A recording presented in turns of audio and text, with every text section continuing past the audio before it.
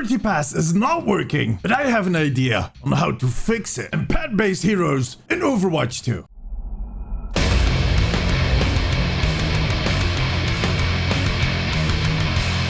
Welcome to the Omnic Recap. I am D from the Omnic Post. And every Sunday, we look back at what happened during the past week in Overwatch. Please subscribe and give this video a thumbs up. First off, in the past week, this channel crossed that barrier of 3,000 subscribers. And I wanted to thank all of you for getting me there. I'm having a ton of fun making these videos, and I'm continuously amazed about all the positive feedback I'm getting from you guys. In 2020, I'm going for the next level with more and better content, so stick with me. We are going places, kids. Well, in the first instance, I'm going to the toilet right after I recorded this video, but you know what I mean. Oh, and that giveaway I was talking about last week, it's coming, but I currently have so many giveaways going on. Let's just wait it out for a few weeks. You know what? I'm going to go to the toilet first.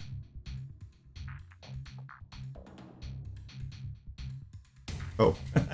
Okay, let's see what happened this week. Beyond a doubt, the biggest news we got this week was the start of the Winter Wonderland event. Snowed under maps with cheerful Christmas tunes and a fresh batch of skins. Last week we kinda already figured out that May would be getting a skin, and I made this glorious mock-up. This one.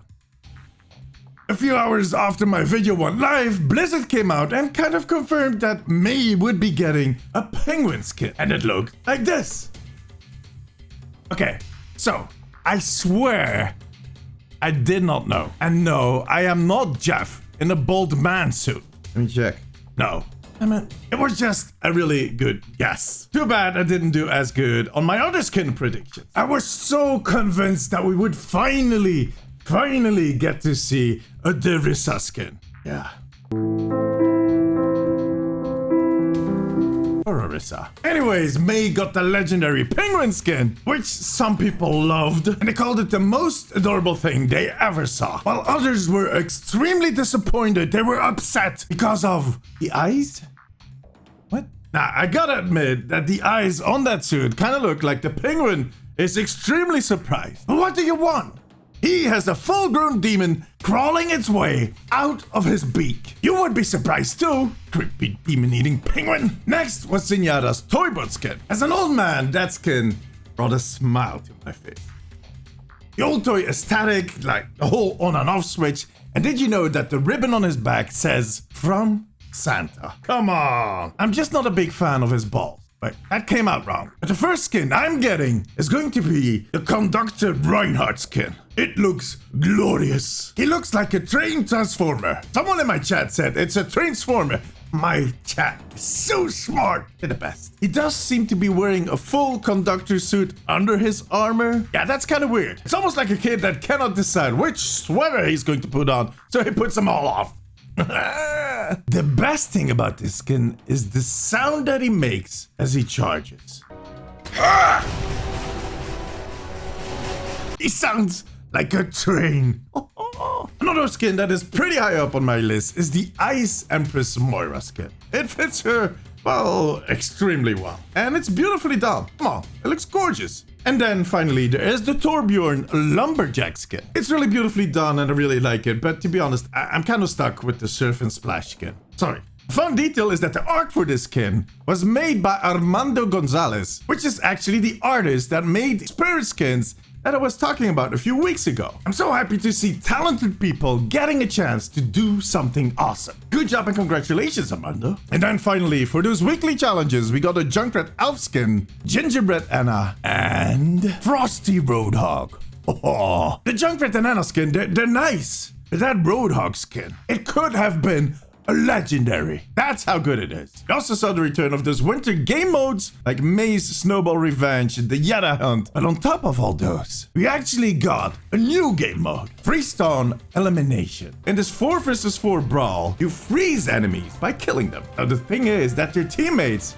can spawn them. Like that's why they picked that name. Freeze, spawn, freeze, spawn, freeze. You know, it's smart. They thought about it. If you manage to freeze all 4 opponents, you win the round. I kind of feel like I've played this before in a workshop mode, which would make sense. I actually think we need more of them. Maybe an official Uno in Overwatch. Come on, Blizzard, you can do it. Break up those friendships before Christmas. The patch that launched Winter Wonderland also introduced Priority Pass. This feature allows you to earn passes by queuing up in a flex roll. You can rack up 40 of these passes and then use them to get a priority queue in whatever role is overpopulated at that time. The idea is that this would help to kind of shorten the queues for some really popular roles, well, for DPS. But currently, it does not seem to work that way. Not for everyone at least.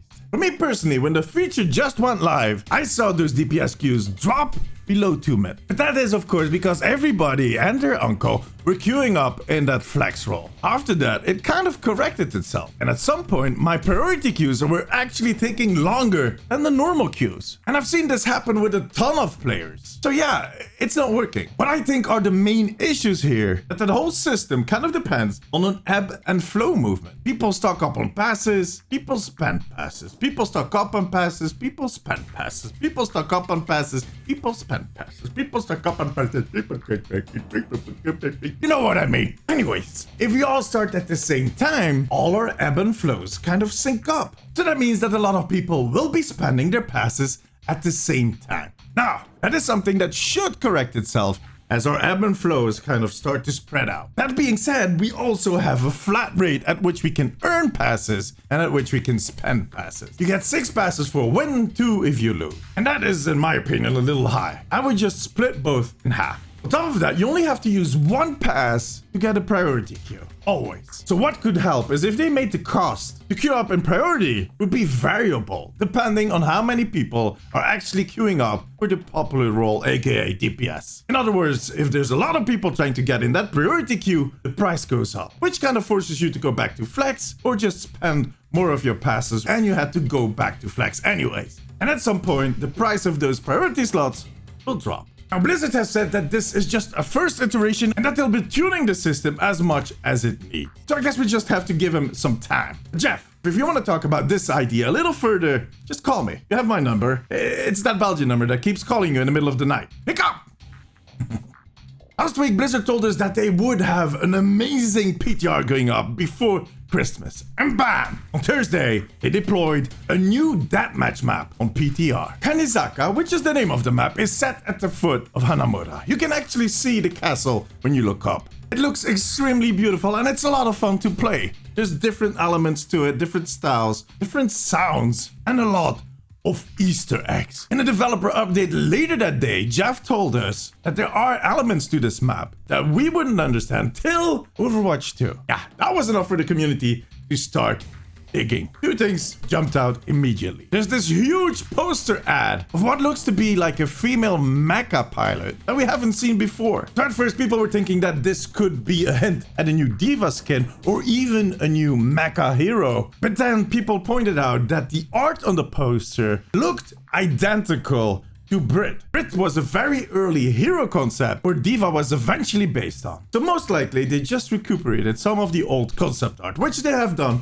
before. There also is a huge graffiti piece in the middle of the map, which is kind of hard to miss. People have been doing their best to decipher what is in that art, but there's one thing that stands out, and that's a little fox. On top of that, there's also 2 fox statues at the entrance of a shrine that is on the map. So I guess it is a bit of a theme. And foxes are really important in Japanese culture and folklore. Now, a year ago, right after BlizzCon, one of the reporters of Game Informer got a chance to talk to Jeff, and he got to see some slides that showed off silhouettes of heroes for Overwatch 2. One that stood out the most for him was a girl that had a fox as a pet fighting alongside.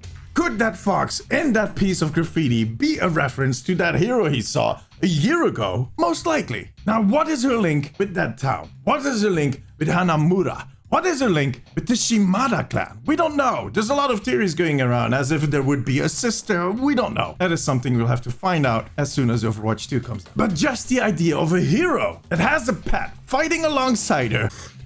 My God, I've always been a fan of that idea. Turrets are fine and all, and Bob, do something. Yeah, sure, buddy, go. And running around with a pet that can help you fight, that can snare, that can buff, that even can heal. That idea, it would bring something totally new to Overwatch. And a fox is not a bad start. But what kind of pet would you like to see in Overwatch? And what kind of abilities would it have? Let me know in the comments. In any case, Jeff did confirm that we'll hear more about all of this at BlizzConline, which is, I don't know if you know that, actually happening in less than 8 weeks. He did, however, also confirm that they still have a long way to go, which kind of worries me, but that is something we're going to talk about next week. Since I don't expect any big news drops in the coming 2 weeks, I'll be making a video next week about what I expect will be happening in 2021 in Overwatch. So stay tuned. Before I leave, I wanted to remind you guys that I have a Reaper paw figure giveaway, and that I'm also giving away Winter Wonderland loot boxes over on the Omnic post. And next Thursday, I'm kicking off a week of Christmas on my stream on twitch.tv/ATOMIIXTV, where I'll be doing giveaways, fun games, and a 12-hour stream right into the new year. Come join us. And that was it. Give us a thumbs up, make sure to subscribe, and hit that little bell icon so you get notified every time I upload a video. Follow me on Instagram and Twitter, and come say hi during my streams on twitch.tv/ATOMIIXTV. All the links are in the description below. Thank you all for watching. See you next week. Bye bye.